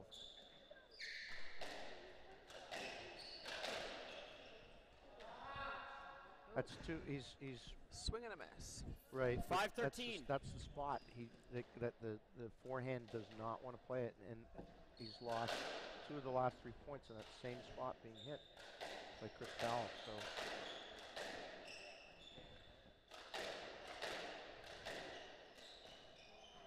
Yeah, that's Got not him smart, again, yeah. going around the back. So there, there's a little bit of frustration Side up. here. A little bit.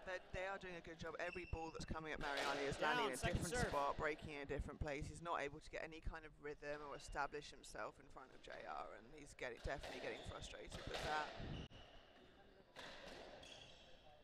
So this is what I tell my young partners when I'm playing with them and saying, okay, we're way up in this game. Or sorry, if you're way down, what you should be doing is just playing JR, just, the slow stuff, just to make him do extra work to close out the game. And then just prepare for the next game. So an error from James Bamber to end this game. We're going for Team John Russell and Chris Callis in black that are up 2 games to 1. Will return in 2 minutes.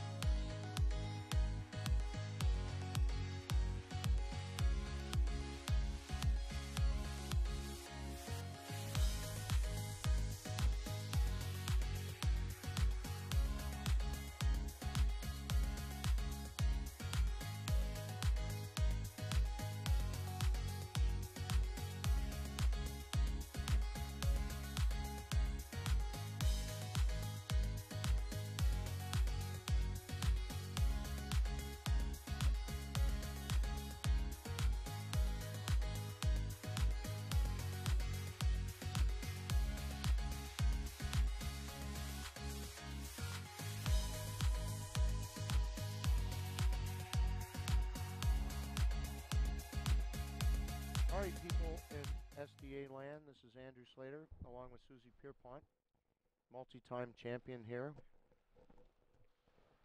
We're going into game 4 here. The team in black, John Russell and Chris Callis, lead 2 games to 1. 2 games to 1, fourth game. Third game. Level. Yes, we're discussing this offline. I know what I'm doing. Was definitely some frustration out of Will Mariani and James Bamber that made them error out there. No.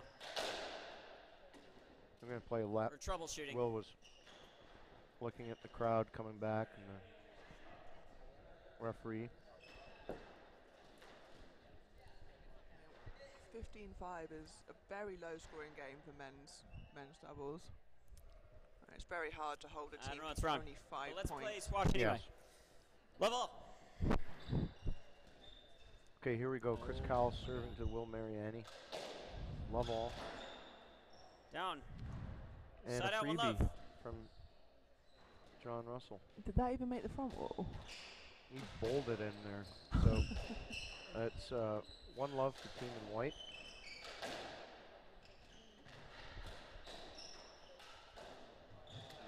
Overhead winner from James Bamber. So here's a team that was just destroyed in that last game, probably at their own hands, and have just gone up a quick 2-love in the 4th game.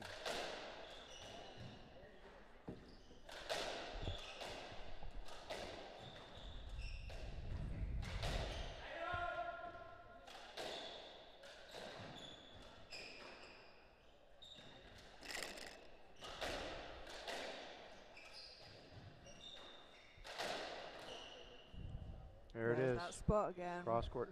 But to Team White's credit, they lobbed JR, and then Mariani hit a reverse. It was up a little bit. He got to the front wall. JR kind of holds it and just hits that same spot where James just does not like it. Beautiful winner from Will Mariani. Yeah, that's a great shot. Slaps that in.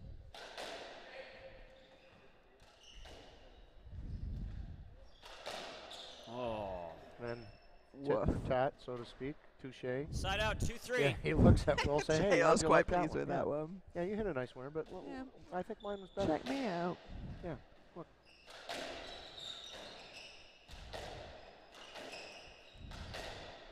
JR's preparation for this tournament was playing the game 50 up with his school team, and he proudly informed me that he won that game of 50 up with his teenage school team, so still got it on the singles court as well as the doubles court from the sounds of it. Yes, it's nice to be JR once in a while. It's let. And there, 3-all. we're going to have a little let there. Just a little collision let.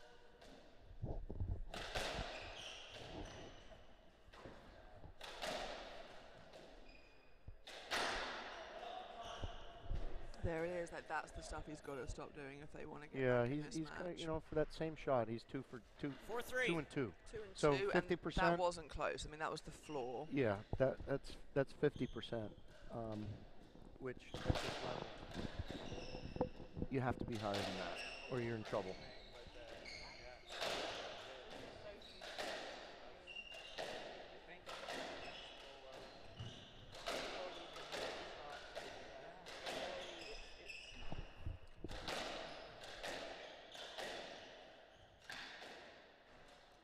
Let. Good shot through the middle. But 4-3, team in black.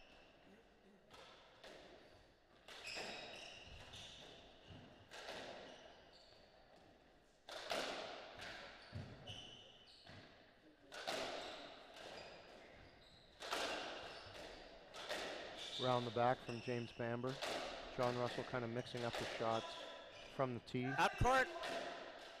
Chris Callis has asked for a let because 5-3. Left. James was in his way.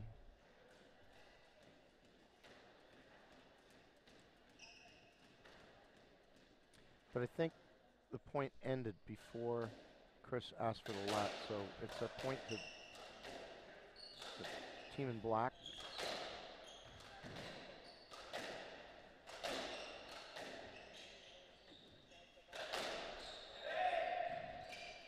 Team White scrambling.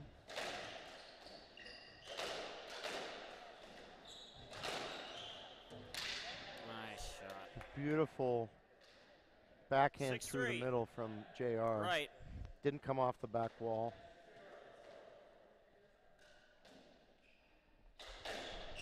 Okay, Susie's back. She's accepting congratulations after congratulations for being multi-time champion once again. Having a good day, Sato. Yeah, are you flying back to Colorado I'm tonight? heading back to Denver tonight. Yeah. Tonight. Got to be at work tomorrow.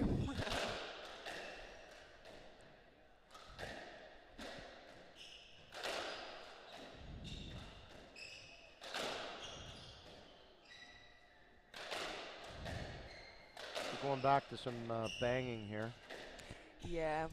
which generally favors, keeps the rallies longer, but it generally favors The white team, right? I think the longer rally favors the white team.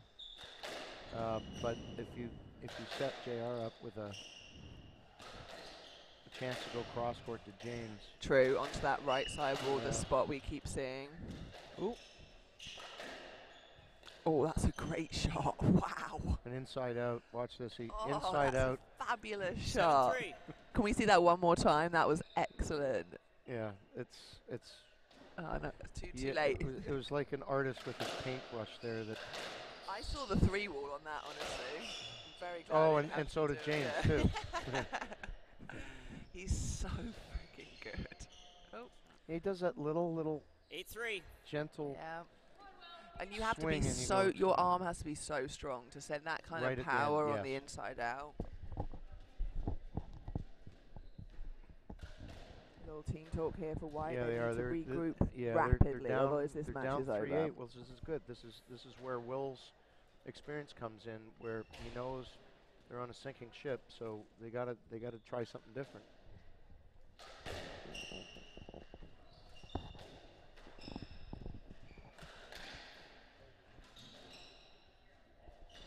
Look at this little lob from JR, just to tease Mr. Bamber. James saying, forget this, I'm going to hit the ball hard.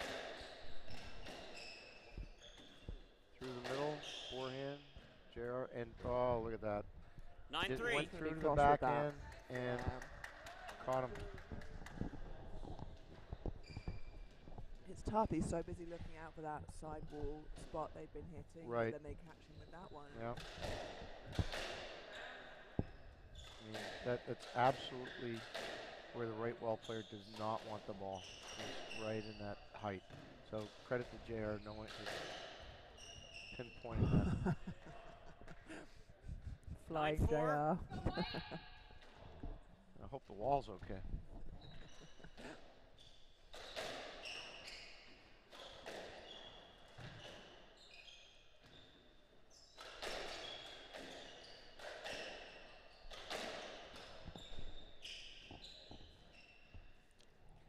All right, Yes. there's some good right wall 9-4. play there. Neither one of them wanted to give up their position, and they're bumping. In the old days, we'd Saw a lot of that hit between each other a Bamber few and times Swiss with yesterday. that's okay. It's the law of the jungle out there. You don't see as many body blows with the ball anymore, which I think it's more of the international players unwilling to Yeah, heard some engage. stories about some of the I know all of them. guys back in the Side out, day just 5-9. pinging each other. Yes. Sounds miserable. Well, you got your point Like you across. said, law of the jungle. If you're in that space, and I don't want to call 6-9. that, I'm going to move you somehow. Oh, Mariani's caught JR with that cover reverse from behind a couple of times. Yeah, The They're fight coming that back they are again. trying to fight their way back in. Credit to them because it was looking a little bit yeah, that talk, desolate for them for that a talk while. at 3-8, I think, Yeah. is paid off. This is kind of a big rally because 10-6 or 9-7 is a big gap when you're getting towards the business end of a match. Right. Here comes Callis. Oh, you can't be doing that, Will, dude. look at that. He had a nice little fat, juicy 6-10. one, and he Mariani on the right. could not resist. And he's shaking his head going, oh. Yeah, he knows. Don't think he needs to hear from us.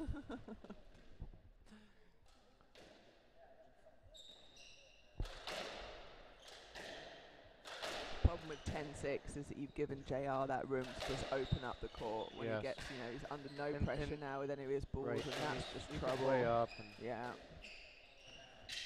although he's had to scramble back for that one. Very wide ball by Will Mariani to get Chris Callis back. So this is the kind of all-court, the start of the second game I thought White would play, where they're Ooh. Yes, let. All around. Good let. 6-10.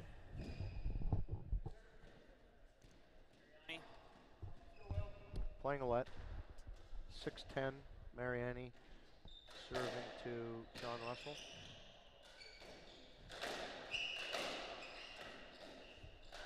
Nice Good cover pickup, there yeah. from Bam. Oh, that's unfortunate. I think he thought that was going to be better. Slide out. Yeah, 11-6. I mean, definitely Chris Callis' cross-court caught Will Mariani, but James was able to pick it up. He just didn't lob it deep enough, and Chris Callis slots in the reverse for a winner.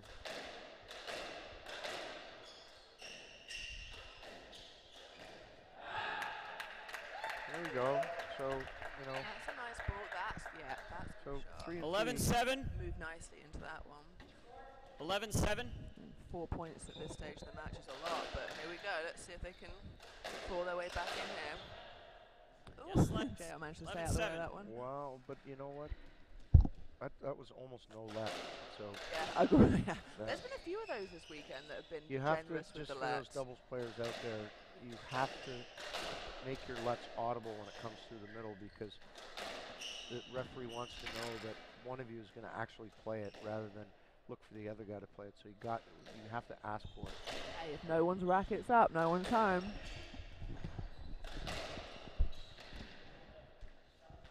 How do you, Natalie, play it through the middle? You got Natalie on her forehand. yeah. Because it's easier for someone.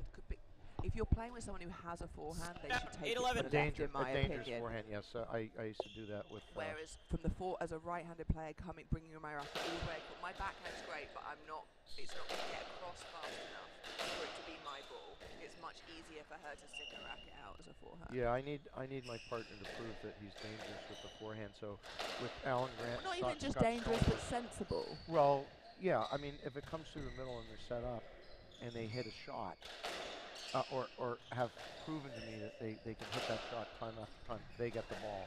But if I haven't played with the guy all that much, then I always like the rule of thumb. I think Morse Collier, same thing, is that whoever's there quicker, play it, and then we'll figure it out afterwards the more we play. But that was definitely, if the ball goes to the back, John Russell's coming around with his forehand because he's got this. This is the kind of squash we want to avoid, is standing on the red line.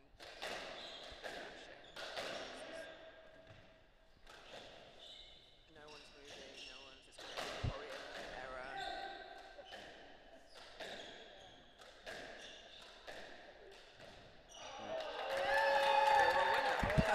A winner, but you know, John Russell, the ball was tight to the wall, so he was forced to just kind of pop it back. All right, they must keep have it heard play. this because they're back in this. 2 Yeah. points from 4. 9-11. Little team talk for black. Either that or they've left the court. Oh, here we go. 9-11. Oh, little stretch. Down. Second serve. That. Yeah, What? that's a Clive Leach foot fault right there. I guess he taught James how to. Clive Leach 3 ways out. He's learned from the best.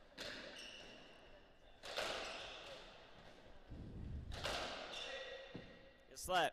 Gonna play a let. That's the one you're talking about. Be very clear about who's trying to Yes, hit that ball, because it's a exactly. good spot, and if you're not prepared to play it, that's not a let. But that one very clearly was.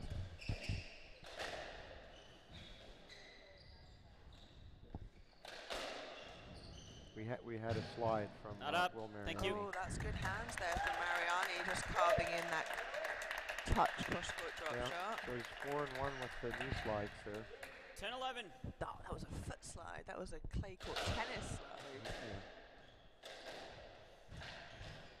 Dunno, picking that one up. Yeah, good call. Callis really early with that cooling off JR on that ball, which was Little good. Philadelphia from John Russell. Going for the lob, which Oh, there's that inside out again. Yeah. Didn't quite get him that time. Fool me once, fool me twice.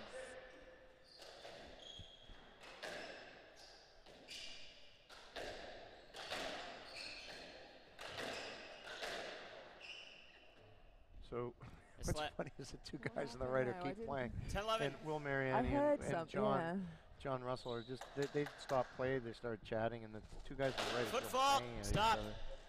So Foot fault. We'll see it tomorrow. Huge James, point. yes. BP, big point.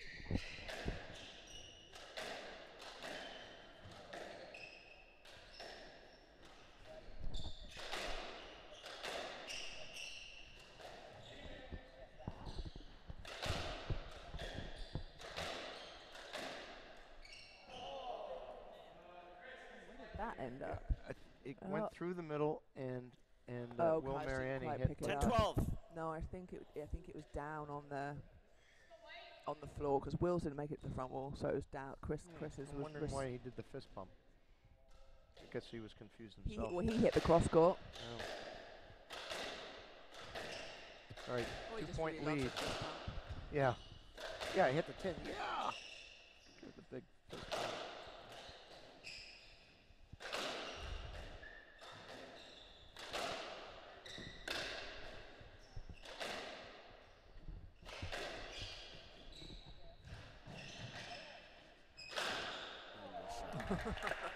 John Russell was good to get that, but he was a sitting duck there Yeah. for Will Mariani to 11-12. pass him.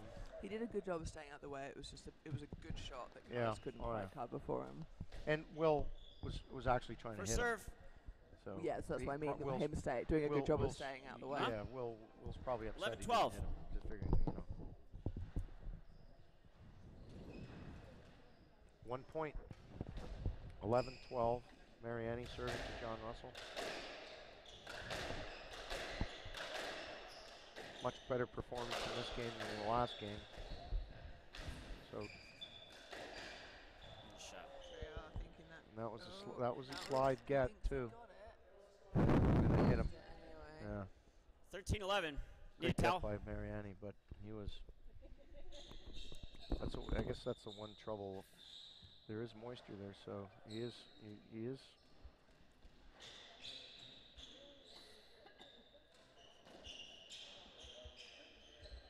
So you're asking in game one that, gee, that must be hot. He's got to sweat a lot now, yeah. And even with the knee pads and the leotards and everything, apparently he.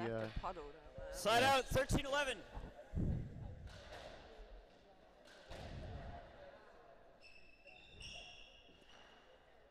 JR just making sure that that's not slippy. Probably wants to avoid any kind of There's condensation. a little breather too, yeah. Yeah. A little breather at 13-11. They got to close this out.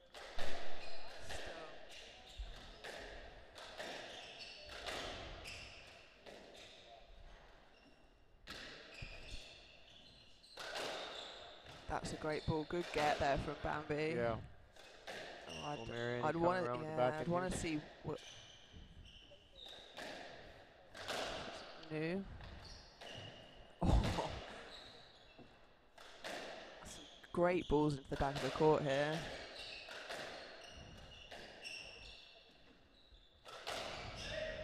Yes, let. Yeah. Gonna play a let there.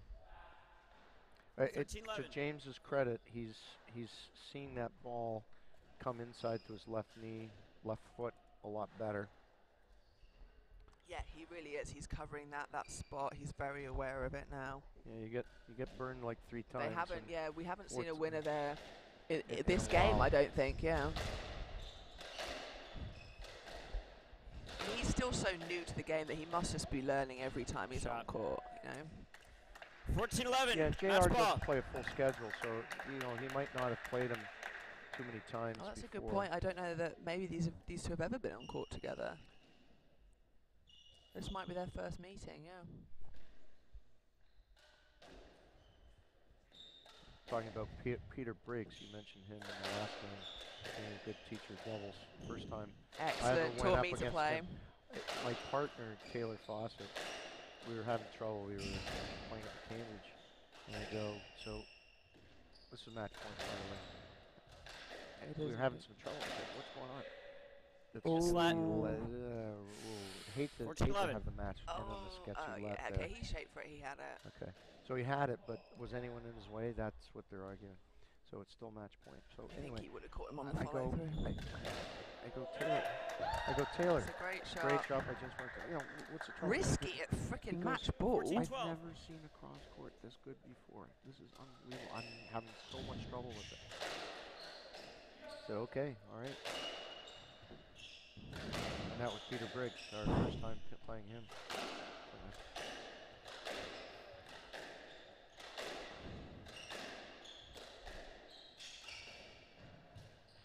Nice pickup by Chris Callis. Oh, that's a great rally. Yeah, that's a great get by Will Mariani. It is Just set to up by plop it in Bambi there. though in the front. And James Bamber trying to lift JR off the court. Looks like he's, yeah, Side he's out. wounded himself. I think we call that 13-14. being a cheeky little bugger. Well, at 13-14, yeah, it's like, oh, there's silence in the crowd, so I don't want the players to hear me, but, you know, I mean, to keep JR loose is not a good thing. 13-14. Yeah, if he's loose, I mean, he might figure off the serve, I'm going to hit a topspin reverse winner. There's definite Just to potential end. for an off-serve winner. Yeah, no, not off a hard serve.